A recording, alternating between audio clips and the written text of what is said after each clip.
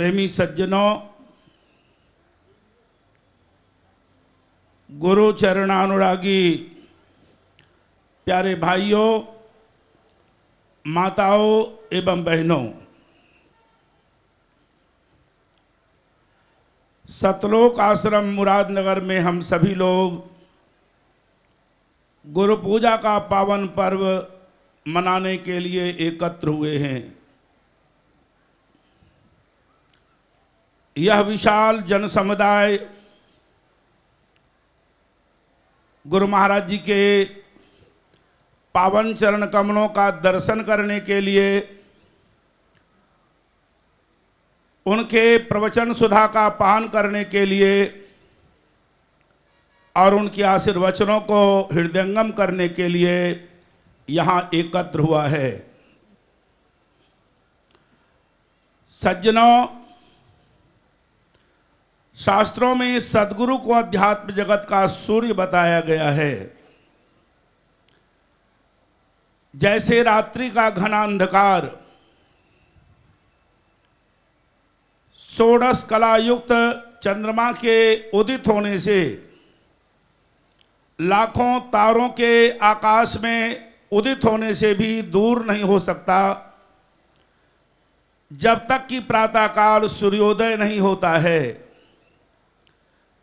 इसी तरह साधक के जीवन में जब तक सद्गुरुदेव महाराज जी का समावेश नहीं होता, पदार्पण नहीं होता, उसके अज्ञान का अंधकार पूर्ण रूपेण समाप्त नहीं होता है। सद्गुरु के ज्ञान प्रकाश से एक भक्त के हृदय का ज्ञान अंधकार समाप्त होता है। इसलिए सद्गुरु महाराज को सूर्य के समान प्रकाश देने वाला बताया गया है। तुलसीदास जी गुरु महाराज जी की वंदना करते हैं। वंदौ गुरुपद कंज कृपा सिंधु नर रूप हरि, महामोह तम पुंज जासु वचन रवि कर निकर। मैं गुरु महाराज जी के चरण कमलों की वंदना करता हूँ। गुरु महाराज जी कृपा के समुद्र हैं और नर रूप में साक्षात नारायण हैं, ऐसा तुलसीदास जी गुरु महाराज जी की वंदना करते हुए रामचरितमानस में उद्धृत करते हैं। बहुत सारे देवी देवता हैं इस संसार के अंदर, जिनकी उपासना, जिनकी पूजा दुनिया के लोग सकाम भाव से करते हैं।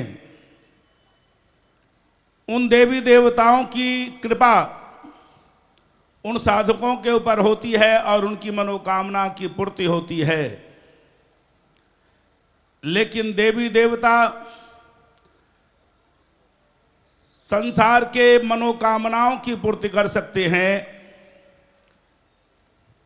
उनकी कृपा सीमित है। उनकी कृपा को समुद्र के समान नहीं बताया गया। जैसे हम कई बार उदाहरण देते हैं, एक गिलास के अंदर पानी है, एक लोटे के अंदर पानी है, एक बाल्टी के अंदर पानी है, एक कुएं के अंदर पानी है, एक तालाब के अंदर पानी है, सरोवर के अंदर पानी है, नदी में पानी है। इस जल को, इस पानी को जाना जा सकता है नदी के अंदर कितना पानी है, तालाब के अंदर कितना पानी है, उसकी गहराई कितनी है, कुएं के पानी को मापा जा सकता है, बाल्टी, लोटे और गिलास के पानी को मापा जा सकता है। यह सीमा के अंतर्गत पानी है। लेकिन समुद्र को अनंत बताया जाता है, अथाह बताया जाता है, असीमित बताया जाता है, अनंत बताया जाता है। तुलसीदास जी इसीलिए गुरु महाराज जी की जब वंदना करते हैं, वंदना तो उन्होंने अनेक देवी देवताओं की भी की, लेकिन वे जितने भी देवी देवता हैं उनकी कृपा सीमित है, असीमित नहीं है। लेकिन जब गुरु की वंदना तुलसीदास जी करते हैं तो वह कहते हैं, गुरु महाराज जी कैसे हैं? कृपा सिंधु नर रूप हरि। गुरु महाराज जी यद्यपि मनुष्य शरीर में हैं, लेकिन तुलसीदास जी उन्हें नारायण के रूप में देखते हैं और वह कहते हैं गुरु महाराज जी कृपा के समुद्र हैं। इतनी कृपा वह करते हैं भक्तों के ऊपर कि उनकी कृपा का पारावार नहीं है, सीमा नहीं है। उनकी कृपा अथाह है, अनंत है, असीमित है, अनलिमिटेड है। गुरु महाराज जी के वचन महामोह रूपी अज्ञान अंधकार को हरण करने में सूर्य के समान प्रकाश देने वाले हैं। गुरु के वचन की बड़ी महिमा गाई गई है और गुरु की जहां भी वंदना की गई है शास्त्रों के अंदर, चाहे ब्रह्मानंद जी ने वंदना की, चाहे तुलसीदास जी ने वंदना की, चाहे कबीर महात्मा ने या गुरु नानक देव जी ने वंदना की। गुरु महाराज जी की एक विशेषता यह है, गुरु महाराज जी अज्ञान अंधकार को मिटाने वाले हैं, ब्रह्म का निवारण करने वाले हैं, संशयों का उच्छेदन करने वाले हैं, द्वैत बुद्धि समाप्त करने वाले हैं, द्वेष भाव को मिटाने वाले हैं। ऐसी वंदना संतों ने की है। संत ब्रह्मानंद जी कहते हैं, भाग्य बड़े सद्गुरुमय पायो। लेकिन आगे क्या कहते हैं? मन की दुविधा दूर नसाई। गुरु महाराज जी मन की दुविधा को मिटाने वाले हैं, जो संशय है उसका उच्छेदन करने वाले हैं। हम आरती बोलते हैं, आरती करते हैं, जय गुरुदेव दयानिधि दीनन हितकारी, जय जय मोह विनाशक, जय जय तिमिर विनाशक, भव बंधन हरि, जय देव जय सद्गुरुदेव। गुरु महाराज जी की वंदना करके, आरती करके हम क्या बोलते हैं? जय जय मोह विनाशक। अध्यात्म के मार्ग में जो संशय है, जो मोह है, वह हमें गंतव्य तक पहुंचने नहीं देता है। गुरु महाराज जी के वचन, गुरु महाराज जी की कृपा अज्ञान के अंधकार को मिटाने वाला है, संशयों का उच्छेदन करने वाला है।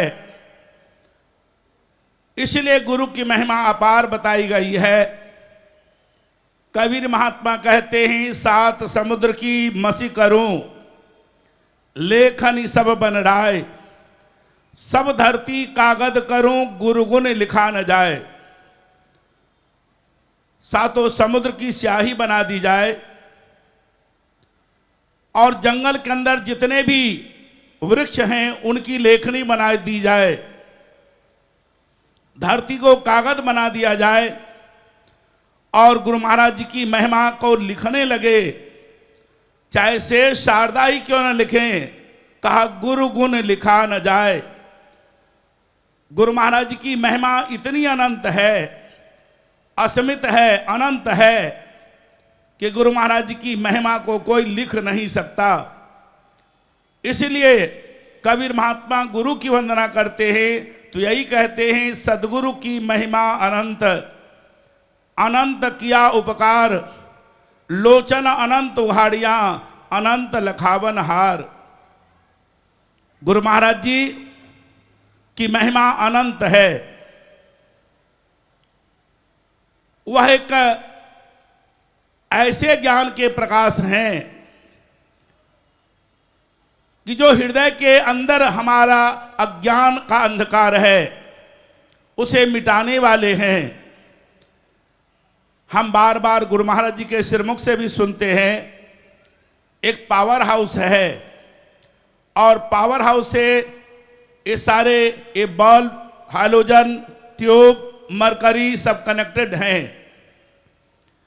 जब तक के पावर हाउस से कनेक्टेड हैं, जुड़े हुए हैं, लाइट जलती है, पावर हाउस से करंट आता है, प्रकाश होता है, अंधकार दूर हो जाता है।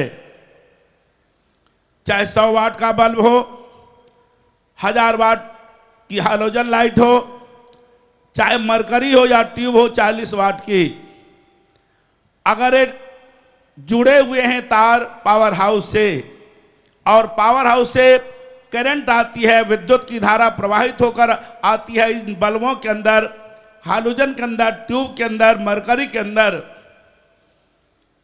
तब प्रकाश होता है, वे बल्ब जलते हैं और अंधकार दूर होता है। लेकिन अगर ये पावर हाउस से कनेक्टेड नहीं है तो चाहे 1000 वाट का हो, चाहे 5000 वाट का हो, हाइड्रोजन या 500 वाट का हो, ये बिजली के तार से जुड़े रह जाएंगे, इनमें करंट आएगी नहीं, विद्युत की धारा आएगी नहीं, यह हाइड्रोजन जलेगी नहीं, प्रकाश होगा नहीं, हम यहां अंधकार में ही बैठे रह जाएंगे। अध्यात्म के अंदर जितने भी संत हुए, महात्मा हुए, भक्त हुए, वे सब सदगुरु से जुड़े रहे। जो भी सदगुरु से जुड़ा रहता है, गुरु के चरणों की सेवा करता है, मान अभिमान का त्याग कर, सेवा करने पर भी एक बहुत महत्वपूर्ण बात है, हृदय के अंदर हमेशा ये समझना चाहिए सब कुछ करने धरने वाले गुरु महाराज जी हैं।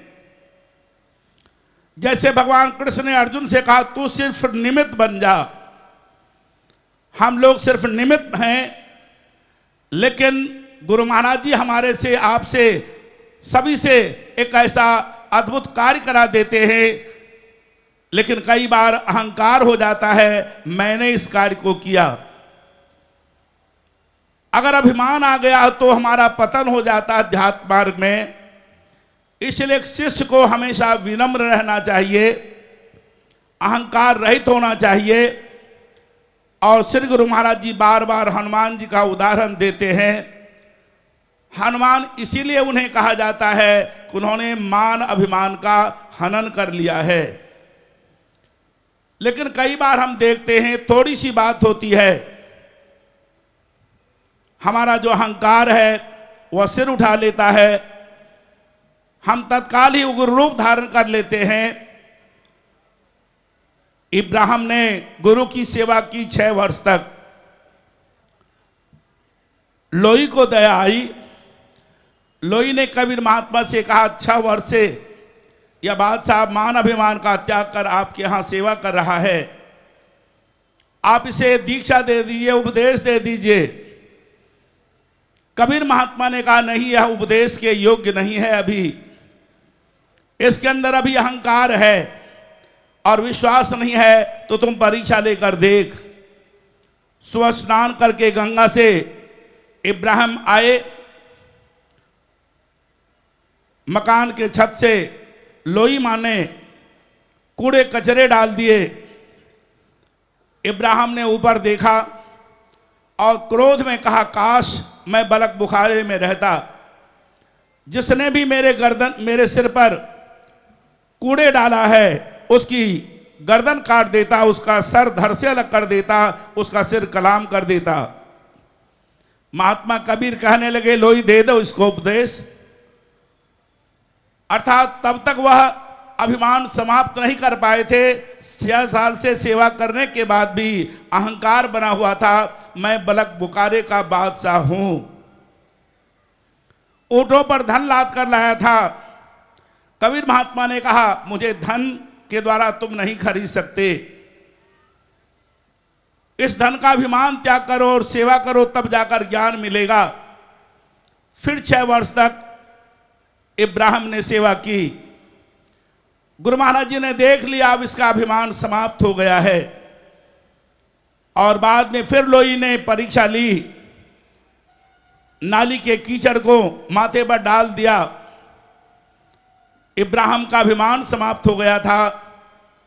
वह कहता है, धन्य हो गया मैं, गुरु माता के हाथ का स्पर्श किया हुआ कीचड़ मुझे पवित्र करने वाली है। मैं आज स्वच्छ हो गया हृदय से। अभिमान समाप्त हो गया था। और तब इब्राहिम को कबीर महात्मा ने उपदेश दिया, दीक्षा दिया। इस भक्ति के मार्ग में मान अभिमान का त्याग कर गुरु की सेवा करनी चाहिए। कबीर महात्मा कहते हैं, राम कृष्ण से को बड़ो तीन हो तो गुरु कीन, तीन लोक के वेधनी गुरु आगे आधीन। जिन्हें हम भगवान राम कहते हैं, जिन्हें हम भगवान कृष्ण कहते हैं, उन्होंने भी गुरु महाराज जी की सेवा की। भगवान राम राजा दशरथ के आदेश से, अपने पिता के आदेश से विश्वामित्र के साथ यज्ञ को संभालने के लिए गए। लक्ष्मण जी भी साथ चले। जो गुरु महाराज थे विश्वामित्र, उनका सामान कौन ढो रहा था? राम लक्ष्मण उनके सामान को, चाहे उनका मृगशाला था या उनका जो भी ओढ़ने बिछाने का सामान था, उनका झोला था, कमंडल था, सब उठाकर कौन चल रहे थे? भगवान। जहां पेड़ के नीचे भगवान शयन करते थे, भगवान राम और लक्ष्मण उनकी चरण सेवा करते थे। गुरु महाराज जी शयन कर रहे हैं और उनकी चरण वंदना, चरण सेवा कौन कर रहे हैं? भगवान। तुलसीदास जी से बात को रामायण में उद्धृत करते हैं। भगवान राम ने विश्वामित्र के यज्ञ को संभाला, तारका का वध किया, सुबाहु को मारा और मारीच को बिना पर का बाण मारा और वह समुद्र में जाकर गिरा 100 योजन दूर। बाद में आगे बढ़े। गुरु ने कहा, यहां से मिथिला चलना है। पिता का आदेश कहाँ था? जहां यज्ञ कर रहे हैं विश्वामित्र, वहां तक जाना है तुम्हें। पिता का आदेश यहीं तक था, लेकिन अब गुरु का आदेश प्रारंभ होता है। गुरु महाराज कहते हैं मिथिला चलना है, जनकपुर चलना है। वहां राजा जनक धनुर्यज्ञ कर रहे हैं, सीता का स्वयंवर होने वाला है, बड़े बड़े राजा महाराजा आ रहे हैं। और गुरु के आदेश का अनुगमन करते हुए, अनुपालन करते हुए राम लक्ष्मण जनकपुर धाम पहुंचे। बड़े बड़े राजाओं ने, महाराजाओं ने शिव धनुष को उठाने का प्रयास किया, प्रतंजा चढ़ाने का प्रयास किया, तोड़ने का प्रयास किया, लेकिन उस धनुष को वे लोग हिला डुला नहीं पाए। रावण और बाणासुर जो सहस्त्राबाहु था, वह भी उस शिव धनुष को हिला डुला नहीं पाया। दूर से ही नमस्कार करके आगे चल पड़ा। सभी राजा हतप्रभ हो गए। राजा जनक ने कहा, अगर मैं जानता ये पृथ्वी वीरों से विहीन हो गई है तो मैं ऐसी प्रतिज्ञा करता ही नहीं। जनक के दुख को देखकर, पीड़ा को देखकर विश्वामित्र बोल पड़े, उठहु राम भंजहु भव चापा, मेटहु तात जनक परितापा। राम भगवान है, सर्वसमर्थ हैं, वे जाकर तोड़ सकते थे धनुष को, लेकिन जब तक गुरु महाराज जी का आदेश नहीं हुआ, राम शांत चित बैठे रहे। और जब गुरु महाराज जी का आदेश हुआ कि राम उठो, किसने आदेश दिया? गुरु महाराज ने आदेश दिया। किसको आदेश दिया? भगवान को आदेश दिया। और क्या आदेश दिया? हे राम उठो और जाकर शिव धनुष का भंजन करो। गुरु महाराज जी का आदेश हुआ भगवान को, और भगवान ने गुरु महाराज जी के चरणों में दंडवत प्रणाम किया, हाथ जोड़कर आदेश मांगा फिर दोबारा, और उस मंच पर गए जिस मंच पर शिव धनुष रखा हुआ था। शरीर से गुरु महाराज जी की दूरी भगवान राम से अधिक हो गई, निकट नहीं है जो चरणों में प्रणाम करते। चरणों में प्रणाम कर मंच पर आए थे, लेकिन किसी कार्य के प्रारंभ करने के लिए ये नियम है अध्यात्म के अंदर, गुरु को कीजिए दंडवत, कोट कोट प्रणाम हम करते हैं। हम ये भी वंदना करते हैं गुरु के सुमरण मात्र से नासद विघन अनंत, ताते सर्व आरंभ में ध्यावत हैं सब संत। क्या हम वंदना करते हैं? गुरु महाराज जी को हम प्रणाम करें, गुरु महाराज जी का हम सुमरण करें। गुरु महाराज जी का सुमरण करने से सारे विघ्नों का नाश होता है।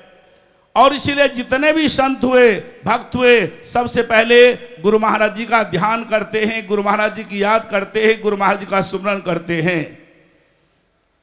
शिव धनुष जहां रखा हुआ है उस मंच पर भगवान पधार गए, राम पधार गए। लेकिन अब फिर भी धनुष उठाने से पहले वहीं से मन ही मन उन्होंने गुरु महाराज जी को प्रणाम किया, नमस्कार किया, गुरु महाराज जी की याद की।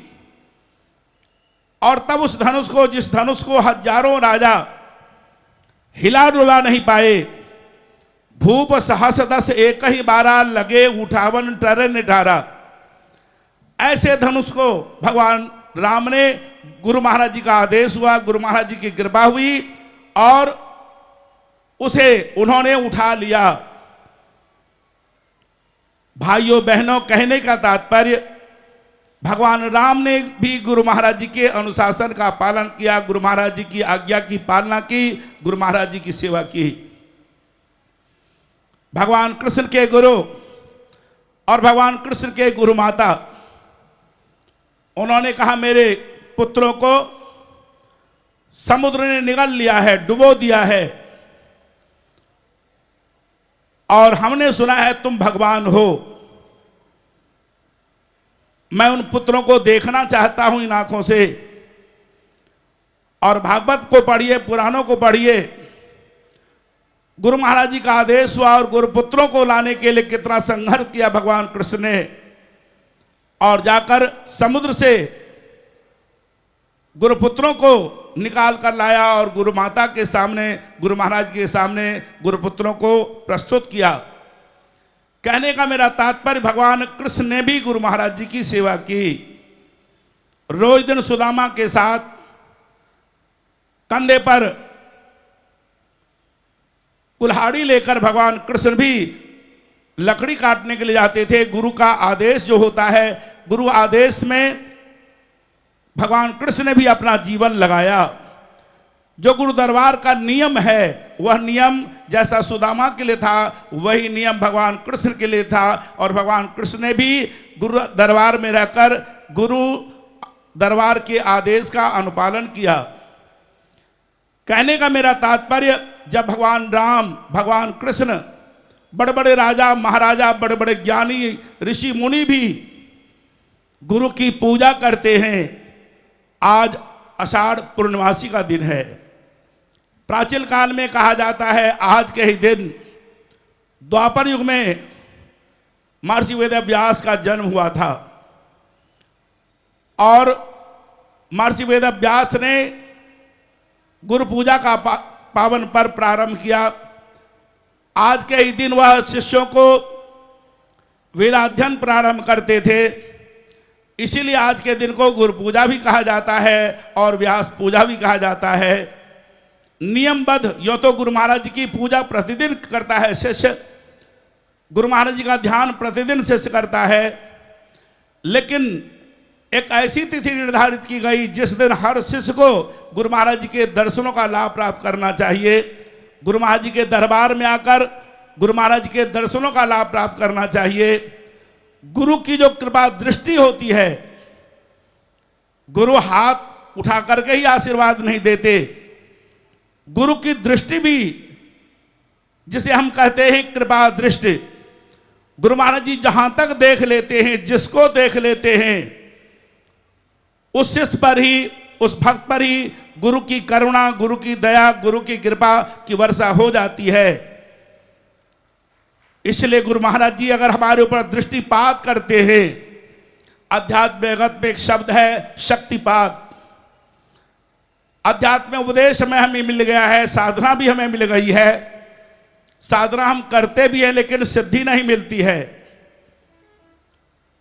गुरु जब शक्तिपात करते हैं अपनी कृपा दृष्टि से शिष्य पर, जब वो शक्तिपात करते हैं तो उसका अध्यात्म का विकास होता है। तो गुरु महाराज जी की दृष्टि का भी बड़ा महत्व है। गुरु महाराज जी हमारे ऊपर कृपा दृष्टि से देखे, हर्ष से सेवा करता है, दर्शनों के लिए पंक्ति में लगता है, लेकिन हम में से कोई ऐसा शिष्य नहीं है जिसकी ये मनोकामना न हो कि गुरु महाराज जी के दर्शन के लिए हम आगे बढ़ रहे हैं। गुरु महाराज जी या तो एक शब्द हमसे पूछ लें, एक बात कर लें, या अपनी कृपा दृष्टि से, अपनी निगाह से मेरी ओर देख ही लें। हर शिष्य के अंदर ये भावना होती है और लगभग हर शिष्य को गुरु महाराज जी तृप्त करते हैं अपनी कृपा दृष्टि से देखकर। भाइयों बहनों, अध्यात्म जगत में हम साधना करते हैं, लेकिन साधना में सफलता के लिए गुरु की कृपा का होना अत्यंत आवश्यक है। हम वंदना करते हैं रोज दिन आरती से पूर्व, ध्यान मूलम गुरु मूर्ति, पूजा मूलम गुरु पादुका, मंत्र मूलम गुरु वाक्यम, मोक्ष मूलम गुरु कृपा। ध्यान का मूलाधार क्या है? गुरु महाराज जी का सगुण स्वरूप।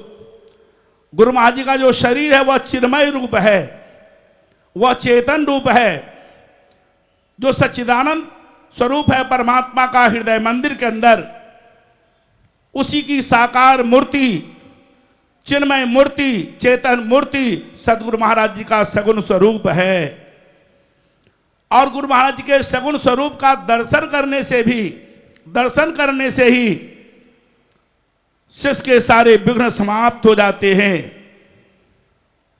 उपनिषदों में लिखा है, साधन की किताबों में लिखा हुआ है, अध्यात्म की पुस्तकों में लिखा हुआ है, ग्रंथों में लिखा है कि साधक जब गुरु महाराज जी का ध्यान, जब वह अंतर जगत में ध्यान करना चाहता है, जो साधना गुरु महाराज जी ने उसे बताई है, उस साधना का अभ्यास करता है, तो अभ्यास से पूर्व हर साधक को, हर शिष्य को ब्रह्म मुहूर्त में ध्यान करने से पहले गुरु महाराज जी के सगुण स्वरूप का ध्यान करना चाहिए। गुरु महाराज जी के जिस सगुण स्वरूप का हमने दर्शन किया है, ज्योत रूप परमात्मा का ध्यान करने से पहले, नाम सुमरन करने से पहले, आध्यात्मिक साधना प्रारंभ करने से पहले सबसे प्रारंभ में गुरु महाराज जी के सगुण स्वरूप का ध्यान करना चाहिए। ऐसा हमारे आध्यात्मिक धर्म ग्रंथों में लिखा गया है ऋषि मनीषियों के द्वारा। गुरु महाराज जी सगुण स्वरूप हैं, वे कृपा की मूर्ति हैं, वे मंद मंद मुस्कुरा रहे हैं, उनके दोनों नेत्र कमल की तरह सुंदर हैं, मस्तक पर चंदन शोभायमान है और बीच ललाट पर तिलक सुशोभित हो रहा है। गुरु महाराज जी अपनी कृपा दृष्टि से भक्तों को देख रहे हैं, कृपा वर्षा कर रहे हैं, वरद हस्त से भक्तों को आशीर्वाद दे रहे हैं। उनके वक्षस्थल पर सुंदर मोतियों की माला है, पुष्पों की माला शोभायमान हो रही है। स्वच्छ और नूतन वस्त्र गुरु महाराज जी धारण किए हुए हैं, वे मंद मंद मुस्कुरा रहे हैं।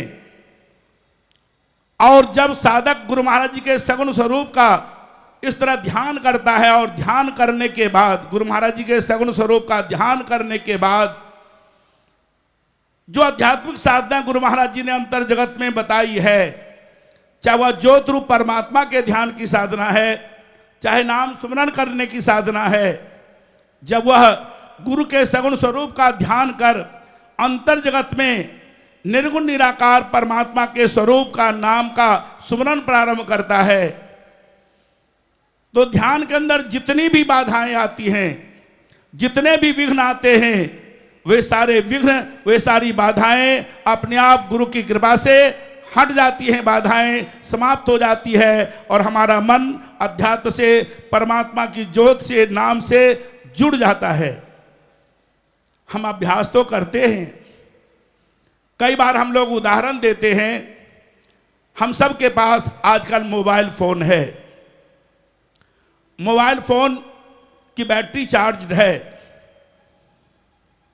नंबर भी हमारे पास है जिससे हम बात करना चाहते हैं, और चार्ज भी है बैटरी। सही नंबर भी हम डायल करते रहते हैं कई बार, लेकिन जिससे हम बात करना चाहते हैं उससे संपर्क नहीं जुड़ता है। बार बार मोबाइल में आवाज आती है, संपर्क से दूर हैं आप, नेटवर्क जुड़ा हुआ नहीं है। कई बार हम अभ्यास करते रहते, बार बार डायल करते हैं नंबर, डायल करते नंबर, सही नंबर डायल करने पर भी संपर्क हमारा तब तक नहीं जुड़ता है जब तक कि नेटवर्क से हमारा नंबर, हमारा फोन जुड़ता नहीं है। इसी तरह कई बार साधक ध्यान में बैठा है, सुमरन में बैठा है, ज्योत के अभ्यास में बैठा है, लेकिन कई बार नेटवर्क उसका अंतर जगत में जुड़ता नहीं है, ध्यान में उसका मन लगता नहीं है, नाम में उसका मन जुड़ता नहीं है, ज्योति में उसका मन एकाग्र होता नहीं है। उस नेटवर्क को जोड़ने वाला, शब्द के साथ सुरती को जोड़ने वाला, ज्योति के साथ हमारी आत्मा को जोड़ने वाला, वह महापुरुष सदगुरु महाराज हैं।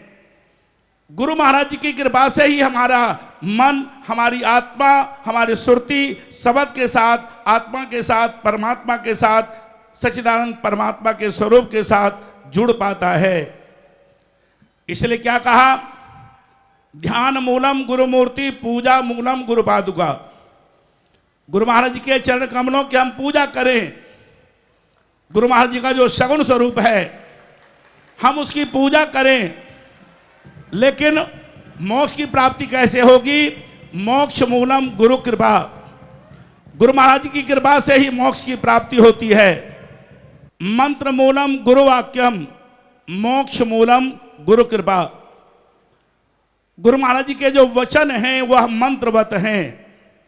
जैसे हम मंत्र को याद करते हैं, मंत्र का विस्मरण नहीं करते, उसी तरह गुरु महाराज जी के वचन क्या है हमारे प्रति, गुरु महाराज जी का आदेश क्या है हमारे प्रति, गुरु महाराज जी ने क्या आदेश दिया है हमें, उस बात को हर शिष्य को याद रखना चाहिए। गुरु के वचन का अध्यात्म जगत में बहुत महत्व है। गुरु के शब्द उल्लंघ कर जो सेवक कहीं जाए, गुरु के शब्द उल्लंघ कर जो सेवक कहीं जाए, जहां जाए तह काल है कह कबीर समुझाए। गुरु की आज्ञा आवई गुरु की आज्ञा जाए, और कहे कबीर तिहलोक में उसे किसी प्रकार का भय नहीं है ऐसे शिष्य को। इसलिए भाइयों बहनों, गुरु महाराज के वचन को याद रखना है। कभी गुरु महाराज जी के वचन का, आदेश का, आज्ञा का जीवन में, स्वप्न में भी उल्लंघन करने का प्रयास नहीं करना चाहिए एक शिष्य को, एक साधक को। और मोक्ष मूलम गुरु कृपा, मोक्ष का मूल आधार गुरु महाराज जी की कृपा है। और गुरु महाराज जी की कृपा प्राप्त करने के लिए हम सेवा करके गुरु महाराज जी की आत्मा को प्रसन्न करें। गुरु महाराज जी की आत्म प्रसन्नता के बिना गुरु महाराज जी की कृपा प्राप्त नहीं होती है। इसलिए अधिक न कह करके आप लोगों से मैं यह अनुरोध करूंगा, गुरु पूजा के पावन पर्व पर हम सभी लोग यहाँ परम पूज्य सदगुरुदेव जी महाराज का दर्शन करने के लिए, उनके चरण की वंदना करने के लिए, पूजा करने के लिए और उनके आशीर्वचनों को हृदय में धारण करने के लिए आए हैं। यहाँ बैठकर मन को एकाग्र कर हम गुरु महाराज जी के आशीर्वचनों को हृदय में धारण करेंगे, गुरु महाराज जी के वचनामृत का पान करेंगे और गुरु महाराज जी के आदेश में रहकर हम गुरु महाराज जी की सेवा करके उनकी आत्मा को प्रसन्न करें। गुरु महाराज जी से यही हम प्रार्थना करें कि हे गुरु महाराज जी, जन्म जन्मांतर तक आपके चरणों से हमारा अटूट प्रेम बना रहे, आपकी अनन्य भक्ति हम करते रहें और मान अभिमान का त्याग कर सेवा करते हुए, भजन करते हुए, आपकी आज्ञा में रहकर हम अपने जीवन के अंतिम क्षणों तक आपकी सेवा करते रहें, सुमरन करते रहें। इसी में हमारी भलाई है, इसी में हमारा कल्याण है और यही कृपा हमारे ऊपर करें। बोलिए श्री सदगुरुदेव महाराज की।